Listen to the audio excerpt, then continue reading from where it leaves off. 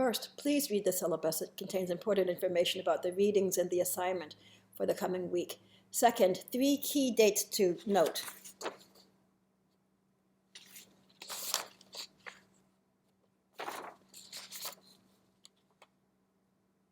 Now, you and I know that we're on the eve of the discovery of the invention of the penitentiary, or what we in the United States call the prison. Please bear in mind that those in England did not know that. They didn't know that the penitentiary was about to be invented, nor did they know that it would become such a dominant feature of the criminal justice system over the next 300 years. What did they know?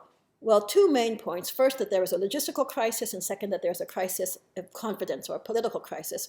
The logistical crisis relates to the fact that with the outbreak of the American Revolution, courts were no longer able to sentence people to transportation to the Americas, and jails were filling with folks who had been sentenced to that punishment, which, as you know, was the dominant response to serious crime by the late 18th century.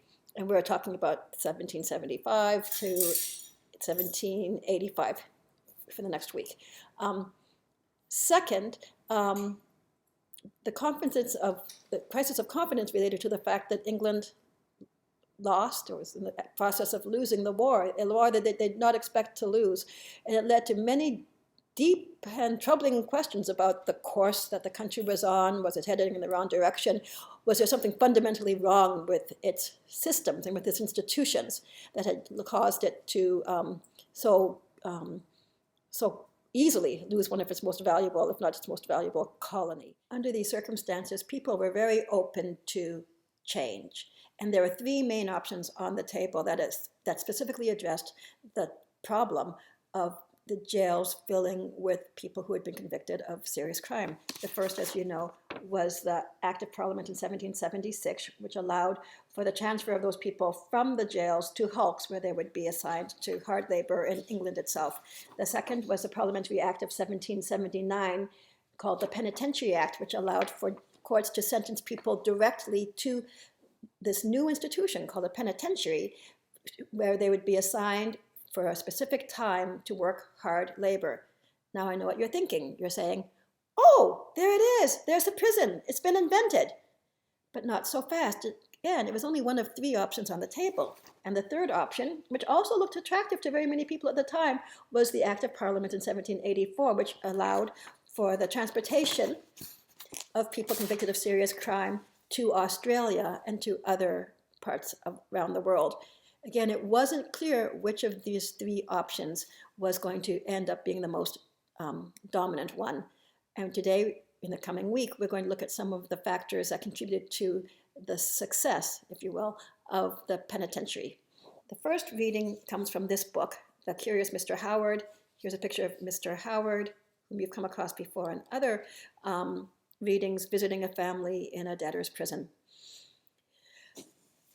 Many of our previous readings have referred to Howard before, to Howardian reforms. Howard was born to a well-to-do family, was appointed the sheriff, was assigned the responsibility of overseeing the jails in his district, and took that responsibility very, very seriously, to the point that he ended up visiting just about every jail in England and wrote a very big book about it.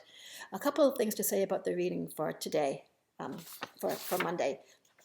The first is that the book was written by a woman named Tessa West, who is not particularly critical or thoughtful about Mr. Howard and his role. So please don't pay too much attention to her commentary. Pay much more attention to what Howard says. And the chapter is filled with selections from his book, The State of the Prisons, which was published in 1777. So pay much more attention to what Howard has to say about the jails he visits than what Tessa West has to say about Howard. Second, Howard calls the institutions that he visited prisons. They're not prisons as we know them. They are not penitentiaries. Remember, in England, people used and still use the word jail and prison interchangeably. So he is visiting the local county jails, which consist of Bridewells, debtors' prisons, and jails, and is finding himself increasingly concerned about the condition of jails or prisons in England. He is not concerned about theories of punishment. His concerns are limited to the physical conditions and the material conditions of the prisons themselves. He's a fanatic for cleanliness. He's a fanatic for institutional transparency, which means he wants to see rules posted and he wants to see rules followed. He's not concerned about the underlying philosophies that bring people to be sentenced to houses of correction, for example, or sentenced to execution, for that matter. He's concerned about the physical conditions in which jails that jails offer these individuals. The second reading from Monday is not concerned at all with the physical conditions of punishment, and very concerned with the philosophical underpinnings which underlie a system of punishment. It's by the Italian philosopher Cesare Beccaria, published in 1764, and though published in Italy, was translated widely and was very influential in England. I want to say a couple of words about it here. First, Beccaria is not arguing for or promoting any particular response to wrongdoing. He's not making a case for hulks or for transportation or for houses of correction. Instead, he's making a case for the features that any system of response to wrongdoing should include. And in particular, he's interested in two features. I'll just add in as a aside that he's been very influenced here by the new approach to philosophy and to ethics called utilitarianism, which appears in the 18th century. The first, he says, that any system of wrongdoing should be governed by this principle, by the principle that the approach to wrongdoing should seek to maximize happiness and well-being for as many people as possible. I'll say that in another way, that any system of punishment that the court is going to utilize should be such that produces the best outcomes for the most possible amount of people. The second feature that Beccaria believes any system of response to wrongdoing should include is that it should promote rational thinking and reflection on the part of people who are considering committing acts of violence.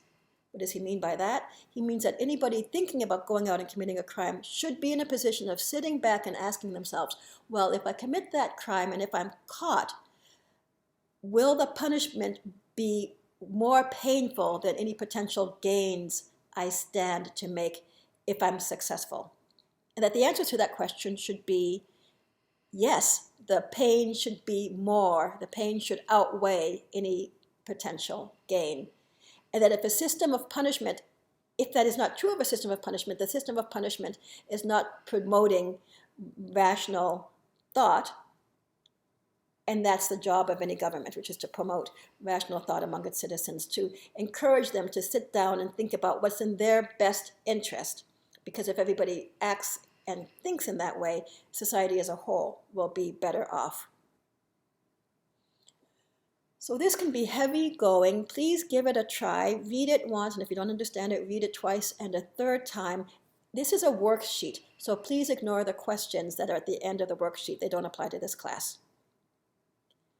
The response paper due on Wednesday is about the reading by Bentham. So I want to say a couple of words about Bentham. Jeremy Bentham wrote a significant book published in 1787, which can be read as a response to the Penitentiary Act in this way.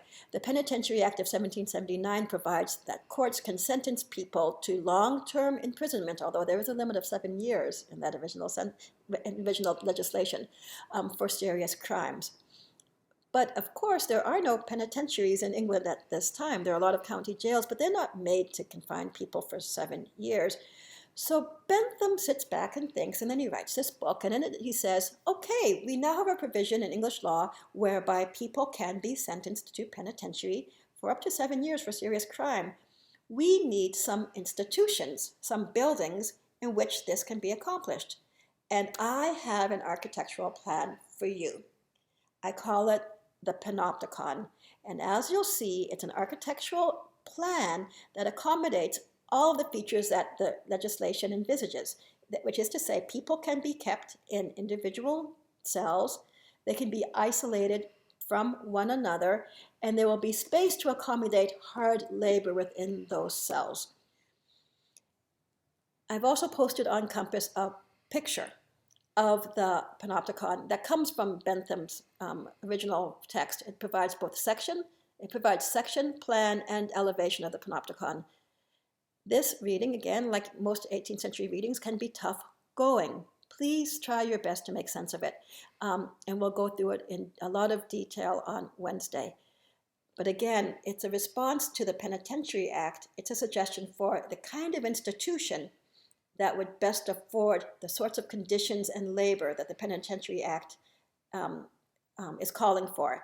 And it's very much informed by the critique of Howard in the earlier part of the decade. Now remember, Howard is not calling for a new type of institution. He's simply calling for jails to be cleaned up. Howard wants the jails to operate as cleanly and as efficiently as they can. Bentham is saying, this is not a jail. This is a new institution completely. It's a penitentiary, and we're going to take some of the things that we've learned from Howard's critique of the jails and apply them to this new institution called the penitentiary.